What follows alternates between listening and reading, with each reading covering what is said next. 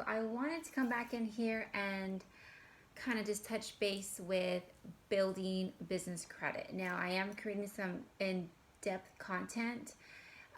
It has not been released yet, but it's definitely going to be helping you build business credit and why it's so important as a business. So a lot of people, start things and they stay with their name. You have to create an entity, because when you create an entity, that is when you have so much more power and leverage.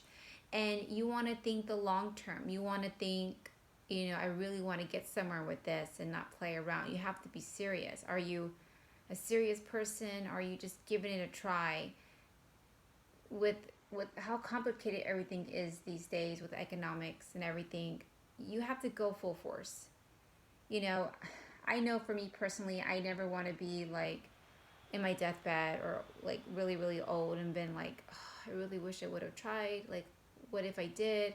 Imagine like where maybe it would have been different. I don't want to live with regrets. So if I have a passion, if I want to do something, I'm going to do it. And if I can't figure it out, I'm going to figure it out. So that's why connecting and networking with people that are above you is so important and key, because you're going to learn from other people and they're going to give you access to their network. So as you have heard, your net worth is your network, right? So let's go back to the business part. I want to give you an example of how powerful this is. So when I took over a property, this was like maybe 8 years ago, it was a very distressed property, very distressed, and losing money every month. I mean, I would say over $1 million was poured into it that was lost. And the property was not showing any signs of being able to sustain itself. So when I went in there, long story short, from my experience of being a nurse, I assessed the property, and I've talked about this in my past videos, is, no matter what business you are, even if you're not even in that business or you're learning your own business, you have to look at it in a different lens and just view it differently than as an owner. You want to get other people's thoughts. So when I was nursing, I remember I would see my patients and, I would just assess the entire patient so I can understand them better. And knowing, how critical they were, I started to provide care for doctor's orders, and learning all that helped me realize how a doctor's orders, like giving medicines, how it affects the patient, and then they get better, and then you see signs. So with the business, I analyzed the business, and I told one of the owners, I was like, I know this sounds crazy, but we need to renovate. And they were like, you're crazy, you're out of your mind. I just spent over $1 million paying the bills and paying this and paying that, and the manager's not, they're telling me that's still not making money. And I'm like, well, we got to get rid of the manager, and we need to hire a new manager, and we need to renovate. And so what happened was, because the financials looked bad, right? Because it was drowning.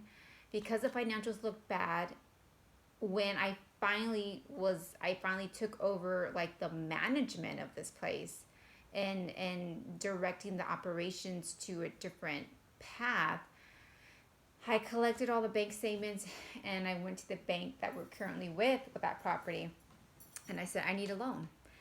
And long story short, they were like, I'm so sorry, but it doesn't make sense to us to give you a loan, because you're in the bank statements, it shows that the owners are putting money into the business, and that doesn't look good. So that's one of the things, guys, is if you have a business and you're running the business and it shows that you're putting your personal finances into the bank account to sustain the business, this shows that you're not making enough money to operate your business. So you don't want to do that, okay?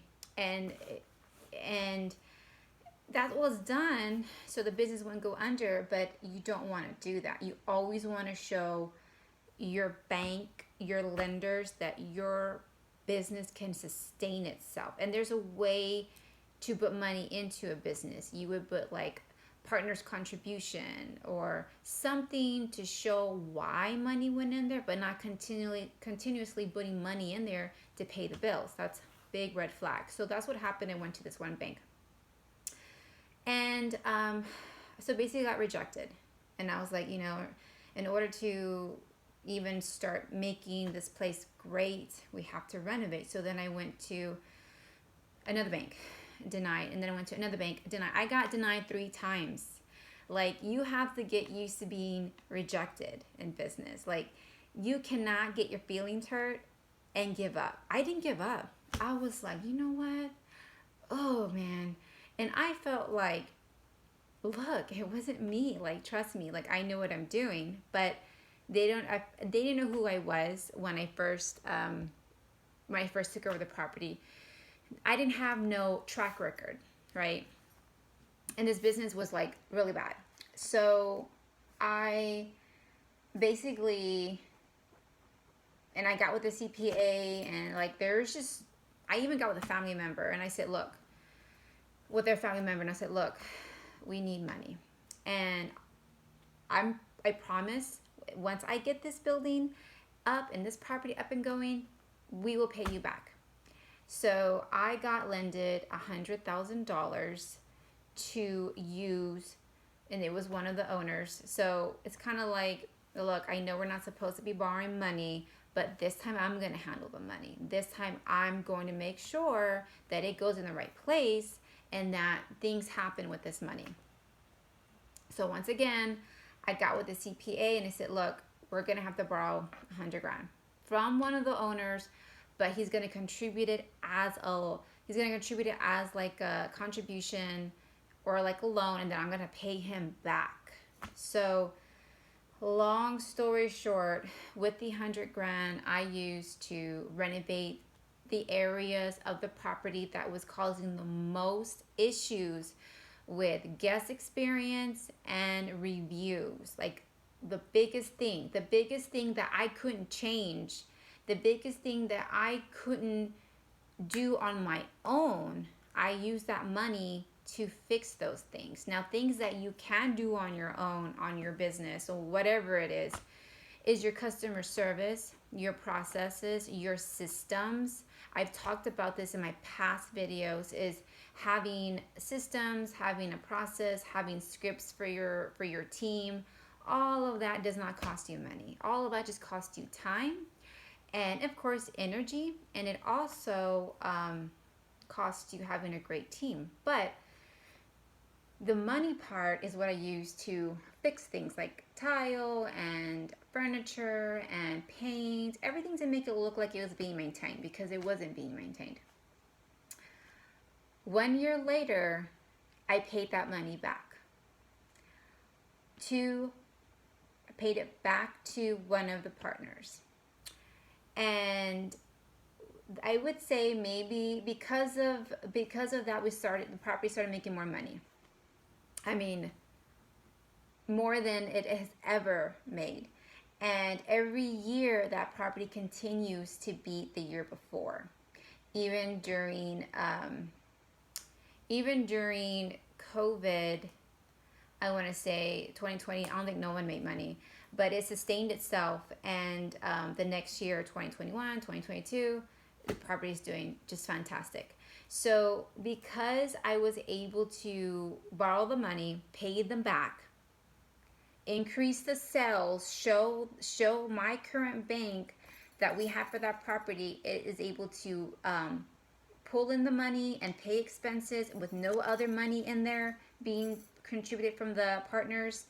I went back to the bank and I told them, look, I'm doing really great here.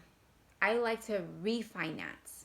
And this is why, guys, I said have more than one bank. Build relationships, because this bank that this property had, they had it for over 10 years. they didn't want to refinance the way I wanted to refinance. I did not have this property did not have a fixed rate, interest rate. It was up and down, right? And I was like, no, I don't want it to be a floating interest rate. I want it to be a fixed interest rate. They said, well, we don't do that here. I'm like, well, I'm like, okay, smile, walk out. And I was like, I am going to find another bank. There is no way that I'm going to let this interest rate float up and down to however they feel. And me paying every month on my loan payments for the property, I'm going to find a different bank. So I established another relationship with another bank down the street. And I said, and you don't tell them why you're moving because of it's going up and down the interest rate. No, that's just me and you guys. That's just a little secret. You would say, and what I said was, look, I would really like to bank with you. I hear you have a great bank. You have great customer service. And I definitely would like to bring my business to your bank because remember, banks want your business. Banks are not banks without you. You are the boss, okay? You are what brings the money in the bank. So what happened was I said, and also while I refinance, I would like to actually get a loan all at one time. Because if you have a property, a bank won't just give you a loan. They're going to have to do an appraisal. They're going to have to see what your property is worth. And they're going to have to do their own appraisal. It's like if you go look for your own appraisal to appraise a property and give it to the bank won't accept it. Like 99% of all banks have their own appraisal. So before you appraise your property, guys, to get a loan, don't do that. Go to the bank and say, I would like to get a loan. And just ask them, do you need to use your own appraisal? And they'll be like, yes. Like, okay, when can we get this done? And sometimes at that time, depending on your bank, they're gonna not want to know what you need the loan for. What's the purpose of the loan? Do you have a business plan? All of that is a different discussion, okay? But I went up to this bank and I was like, I want to do business with you. I would like to move my business here, but at the same time, I would like to refinance my current loan and actually get refinance my current mortgage and actually get a renovation loan. I would like to make some improvements on our property. And so what happens is they got an appraisal. The property was great. It was appraised at a high value. They looked at all of my history, my bank statements. They said, we would love to have your business. So what happened was they paid my bank that I had, bank number one. They paid off the loan. They obtained the loan and added the loan amount I was asking for, which was $350,000 to renovate one of this property. And it was a fixed term rate. I believe it's for 5 years. It's going to be a fixed term. It's not an interest rate floating up and down, because like right now, guys, with the interest rates going up, with the economy, and it keeps going up. While it's still going up with the Federal Reserve, my interest rate is not going up because it's a fixed term. So when you're doing loans and refinancing, you want to get a fixed term rate, okay?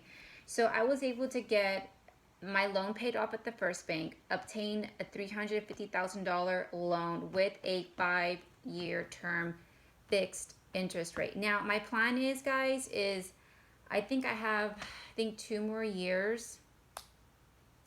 2 more years for the current term to be over.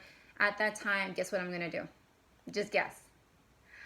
I'm probably more than likely going to refinance, probably get another loan, and get another fixed term rate, because I don't want to be on a variable interest rate. I don't want to go up and down. I don't want to be a floating interest rate. No. So I definitely want to get the loan. And why do I want to get a loan? Why? Because I want to conserve my cash. We talked about that. I want to conserve my cash and have the business profits pay the loan. So use the loan to make improvements, to grow and expand, and conserve my cash. So that's why it's so important to take care of your credit. That's why it's important to get different business and different banks accounts, because you don't have to take no and that's it. You have to continue to look. Is there another bank that's willing to work with me? Now, when I was at the first bank and I was looking and I moved over to the second bank, I was actually talking to 3 different banks at the same time. And I was basically telling all 3 of them what I needed. They all saw my financials. And yes, it's very time consuming talking to them, showing your business plan back and forth, because they're going to need some time to come up with their terms, and you're going to look at it and you're going to compare. And, I was debating between 1 and 2 of the banks, but the reason why I picked this bank was because it just provided a better interest rate. So I stuck with the bank that I chose. Now, with that, that's why I stress to have multiple banks. So what's my point here, guys? My point is, at first, the property was bad. I mean, it was like horrible. I had no track record. I had to convince the bank to give me a loan. I got rejected 3 times. Okay, people were telling the owners to just sell it. You're losing money, right? You're losing money. And I was like, look, this is what I can do for you. This is what we need to do. And the first year, we borrowed. I paid it back after we made money. I went to the bank. I want to get refinanced. They were like, no, we're not going to do it. Then I went to 3 other banks, and I took one of their offers. But when I was going through that time of fixing it, and we're not making any money, and all of that, all of those good things happening in that year gave me that opportunity for the second bank for a $350,000 loan. And the way, and some banks, and that's why you want to ask the banks when you get a loan, how are they going to give you the loan? Some banks will just deposit it in your bank account in 1 day. Some banks will only give you that amount when they see an invoice of what you need to pay to renovate. So this second bank that I had with the 350, they didn't dump it all in my bank account.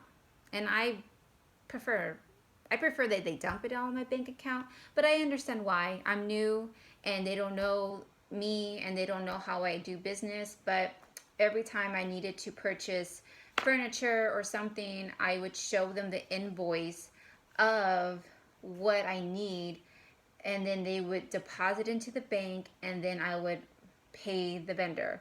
Now, this is key, guys, is before, and this is all about planning too, and being organized and having systems, is before I went to the bank, I already had all my quotes.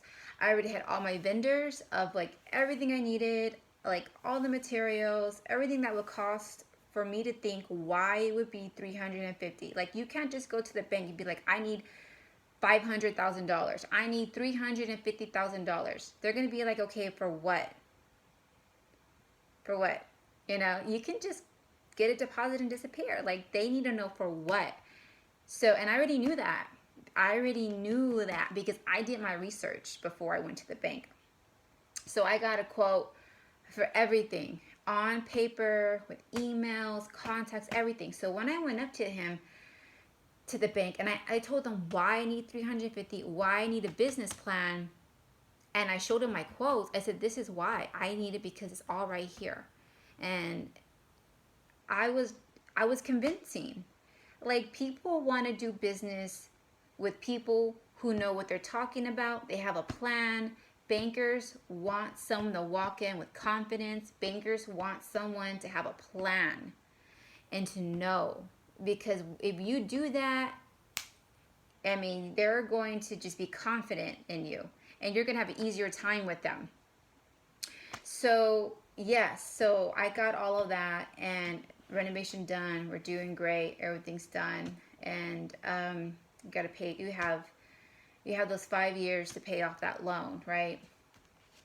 And or I can always just, like I said, refinance everything and extend it. So you have options. So creating that experience helped me to get that loan and be able to build up the credit. So now, you know, with the bank account, I was going to say something else. What was it? Oh, yes. Let me write it down so I don't forget. I want to share this with you too. Now, yeah, so that was one way of how they didn't dump everything. They did it one at a time. And let me talk about this before I forget, because I just got things going through. Is this okay? So this other project I did for this other business, they needed a loan. It was a small loan. It was $150,000, and this bank, I'm not gonna say their name, but it's like, oh my God, like I felt like I was teaching them how to do business. I was like, and it's in another state too, and I'm just like, my God, like this is not hard to understand why this business needs this loan. It's not hard to understand, you know, the language of it all. It was just crazy. But anyways, this bank dumped it. They just dumped all the money in the bank account, 150 after the loan was closed, after the owners signed the paperwork and it was finalized the next day, 150 grand in the bank account. And I told this property, I said, look, you have horrible credit. This is, I mean, horrible credit. You're losing money too. And the only way to actually sustain itself is and let me tell you, the timing too of the banks is so important. You know, I'm just gonna have to just do a workbook on this too. I'm gonna write it down. The timing, you're, you know, convincing. Okay, so not only is the banks, how do they deposit? Like how one gave me, you know, I guess payments as we went, but the other one dumped it. The timing's important. So let's go back, because I don't have a script, guys. I'm just conversating over here. Let's go back to the first property. The timing from the loan, no, from the appraisal to the loan took about 3 months. So typically, if you're going to get a renovation, if you're going to want to do your property, if you want to go to the bank to get a loan, you have to know that you need to do it 3 months or maybe 4 months before you actually want to do it. It takes time because the banks have to get an appraisal. The appraisal has to go on there and pick a day when they're able to get it. Then the appraisal has to do their research, and then they give it to the bank, and then the bank has a committee, and then the bank does the underwriting, and then we start negotiating, and then finally y'all both agree, and then you sign papers, and then it's been about 3 months already. This bank, I want to say, let me think. I mean, it took about a year to get along with this property. There was a lot of back and forth. You know, they were just a lot of back and forth. They didn't want to do a loan. They didn't even want to extend or continue to do business with this property because they just wanted it to be sold, basically. And I told the owners, I was like, look, you can sell it, but you're going to lose everything that you put into it because you're selling it for way less than what it's worth. And you put in, and we're talking millions again, y'all both put in $1 million in it, and y'all selling it for way less than what it's worth. And you're not even, you just might get your money back, but like, why would you want to do that when you can put value back into it and then let's start over again, and then you can sell it one day. I said, just give it a try. So over 6 months of convincing the bank that the current loan they had was defaulted, meaning it's gone. Like they need to refinance, and they didn't refinance. And I said, guys, y'all need to refinance. And when you refinance, we need to get a loan because y'all don't have no credit cards. Y'all are putting money every month in the account to pay bills and the mortgage. And I know the bank's like why would I give you money if you have to pay out of your pocket? So in the 6 months, I took over management on the property, and I'm not physically there. It's remote management, it's consultation, it's talking to the property manager. I had to kick out the property manager at that location, and I actually brought in a new property manager. So what happened was I was searching for a property manager states away. It took a long time to find someone. I spoke to a lot of companies. So I found this one person, and I told the current property manager, you got to go, leave me all your paperwork, leave me everything behind. You're going to meet up with a new property manager, and you are going to trade information. You're going to hand over the keys. You got to go. Well, it didn't happen that way. And this is another topic with property management. But when I brought the new property manager on board, we had a meeting, and I said, look, property is distressed. There's potential. There's a lot of upside, but we need to put out the fire.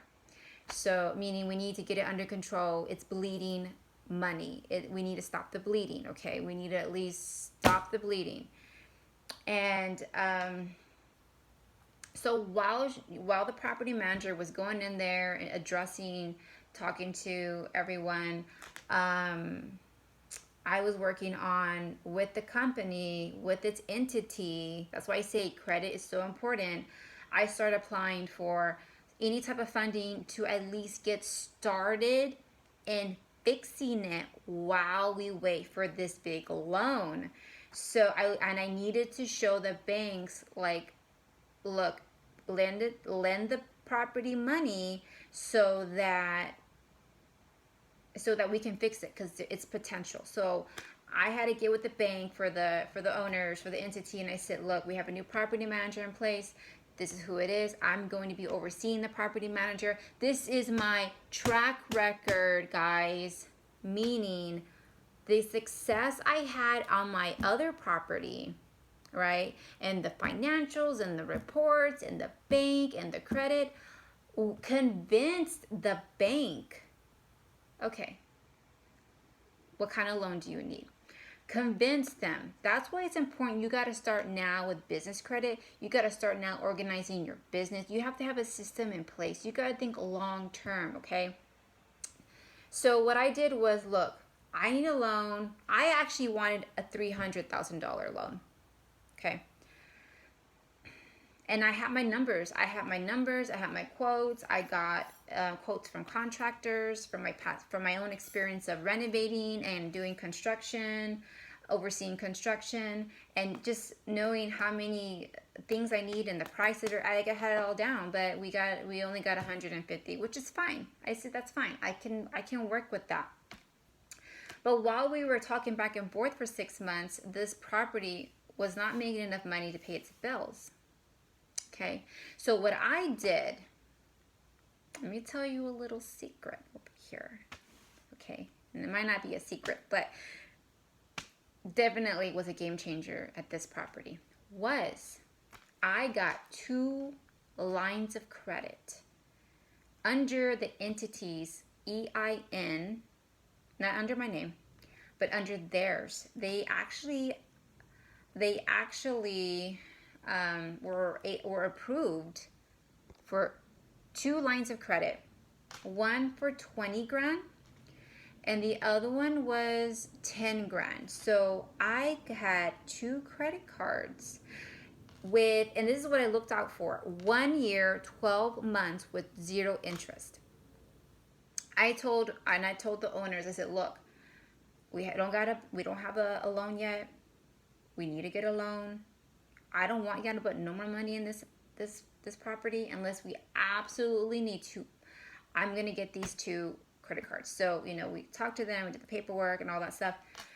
And I got the 2 credit cards, which is 30 grand, 0 interest for 12 months, meaning I don't have to pay interest on any of this money for 12 months. So if I use a card and I have $5,000 on it, and the next month it carries over, I have $5,000. Well, guess what? I don't pay any interest or penalty because I got 12 months.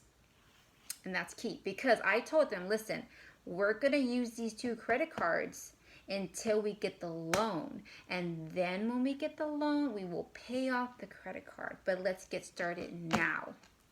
So that's what we did. And so how I'm building credit, this guys, this is just juicy stuff right here. How I'm helping them build their credit is because those 2 credit cards are under the EIN. And this is one thing I mentioned, that I was going to talk about the cards in another video, which ones it is, but I made sure that these were cashback credit cards, cashback rewards, and 0% interest.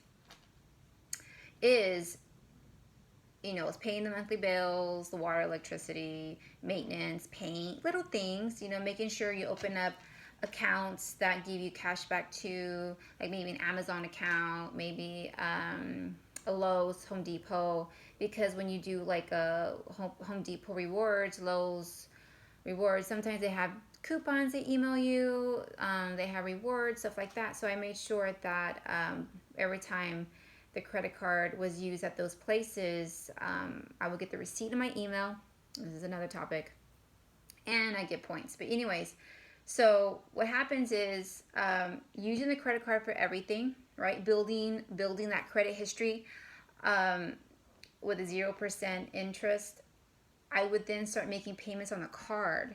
So right now, I still have those 150 funds in the bank, and I still have my credit cards, and they still have availability on them. So what am I doing with my main account? I'm conserving the cash. Okay, the what do you want to call it?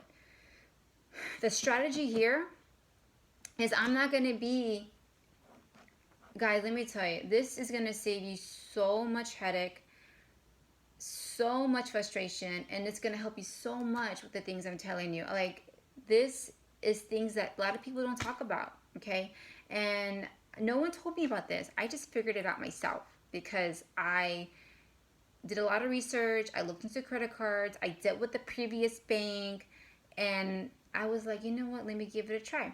So what happens is I'm not going to be writing checks from this. And I told the property manager. So this is another thing. This is a setup right here. The way we do the setup is I made sure that the main account I had access to. Property manager, she don't have access to that account. And you just want to it just makes things more clean. So I had the owners open another bank account in the same bank so that she can put the money that she collects from the property in there. And if she needs to write a check for simple things, for any vendors or for any work that needs to be done, and the person needs their money now and they don't take credit card and they don't want to wait for me to write a check or whatever, she can write them a check. But I never keep no more than $1,000 in that account for her when she makes her deposits. So when she makes the deposits in there, then I do a money transfer on the account into the main account. I kind of take it away and put it into the bigger account. So what happens is I don't want to deplete that main bank account. Why? Because remember, we want to conserve cash. If something were to happen, I have cash there. I want it to be last resort. And I don't want the owners putting money into the account anymore. Like, another strategy, what I will do is I would then slowly start paying them back. Okay? And then you have to get with the CPA and stuff like that. But all of the expenses, even if, and I know this sounds crazy, but even if I pay a utility bill, I pay someone who and they're like, oh, well, we have a processing fee if you use a credit card. I'm like, charge the card.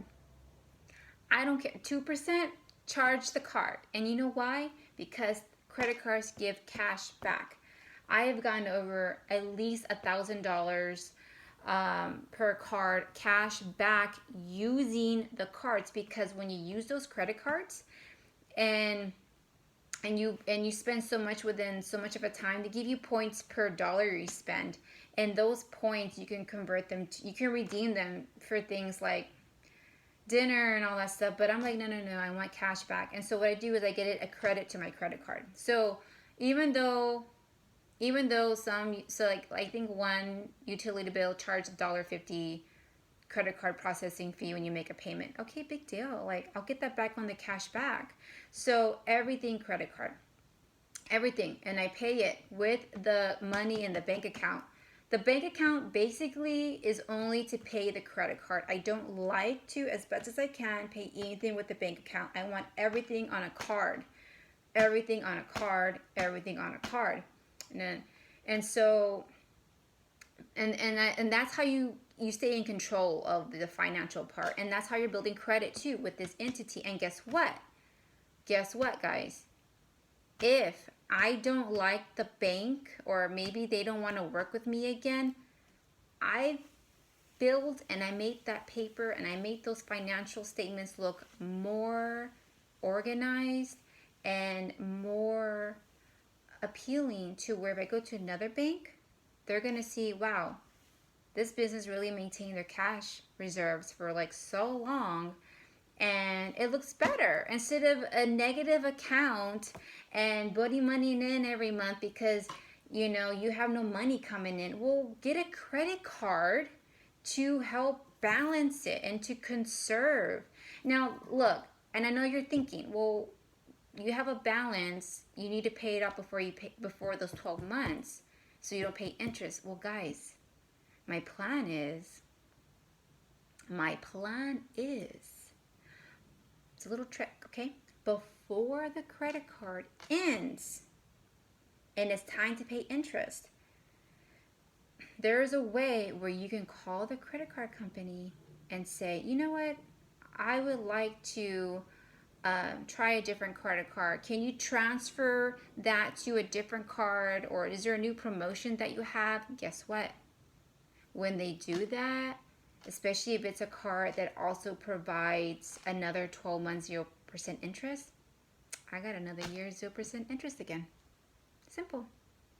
So there's ways, guys, and then the way, and you're like, well, how do you learn these things? Well, you have to read, you have to research, you have to, you have to compare things. It takes time, okay? Or you can hear it from me, right? Because who's going to tell you, right? So that's why I'm here to share with you what has helped me. So that's key. And conserving the cash. So that's what I want to talk about, the importance of building different banks. This is an example of what I was mentioning. I wanted to share with you, but it's just hard to find time to sit and have a conversation and record myself. I wish, I'm trying to find more time, but having different relationship with banks, building your business credit. Okay, do you understand how this is working now? Building your, I was going to say Christmas credit, business credit, and having systems in place. All of those three things, and learning how to speak to the bankers is key, guys. Key. I don't think I have anything else I want to share with you on this moment. I want to make sure I covered everything with the dumping of the money, with the credit cards to reserve the cash, and yeah. So I think the next thing would be is kind of like, well, how do you manage people? This is another topic. Managing people. How do you manage people, especially if you don't see them every day, you don't talk to them, and how do you manage people? And like, that is like a skill, and that is knowing your business very well, which is key. Knowing your business very well is going to help you manage. It's going to help you do all kinds of things, and I'll probably talk about that some other time, about managing people. But you know what the crazy thing is? When I was looking for a property manager for this property, and I found her, I never met her physically. I never like saw her face. I just had a conversation with her. And the way that she was speaking and the way I was explaining to her and the way, I was asking questions and she's explaining how she operates, I'm like, this girl is what I need, because she gets down to business. So because of that, I had no choice but to take a risk. And what is business? Business is, it's all about risk. It's all about risk. If you stay in your comfort zone and you don't branch out and you don't try new things, and you're getting hurt because you're being rejected and no one wants to bank with you, you're not going to get anywhere. You have to have tough skin, and you have to take a risk, and you have to jump, because that, my friend, is what's going to help you get to the next level. You can't get to the next level if you're comfortable.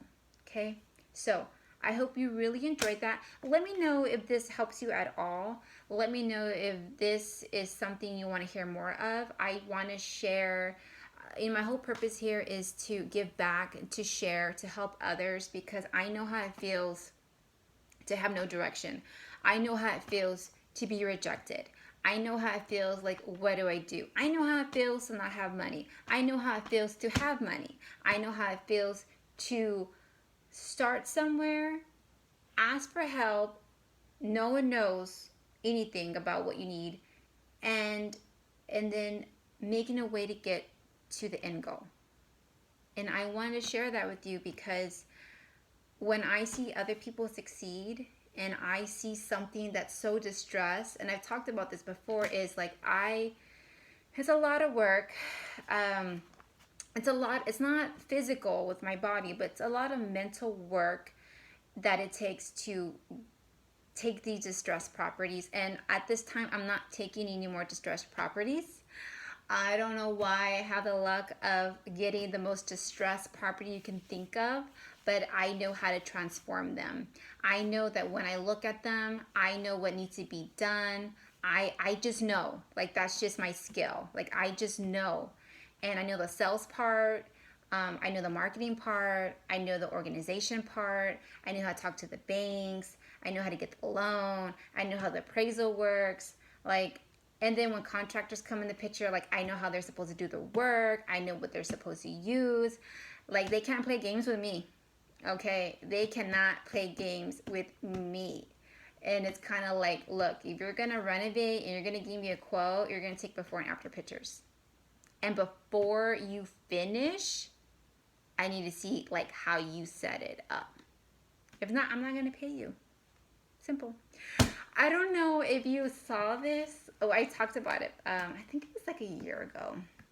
No, actually, it was 2 years ago. Wow, as time fly. I had a renovation at a property, and we were in the middle of renovation, and we got all our furniture, and I was on a timeline, and man, they did something that really pissed me off and took advantage, and they really thought I was dumb or something, but I caught them doing something they weren't supposed to, and I kicked them out. I didn't have a plan. I didn't know who I was going to use to help me finish this renovation on a hotel furniture. Okay, I have video on my Instagram where we're renovating, and this is the second crew that we're finishing off. I kicked them out. I mean, I don't cuss, but I was cussing at them. I was furious, and they knew I had every right. And the main person in charge, I got after him. I said, "You are the one in charge here. You're the one that's supposed to make sure this, not me. And you have no idea this was going on. I definitely don't want someone like you in the property out. Or I'm calling the cops." They were gone. And this is why networking is so important. I called one of my past workers who actually painted the property. I said, "Look, I need you to find me some guys to finish this." I said, "It's not hard. I can tell you how you need to do it. I need strong guys. I need them. this week. I'll pay you. And sure enough, he got it done. All right, guys, well, I'm going to wrap it up. I hope you enjoyed this.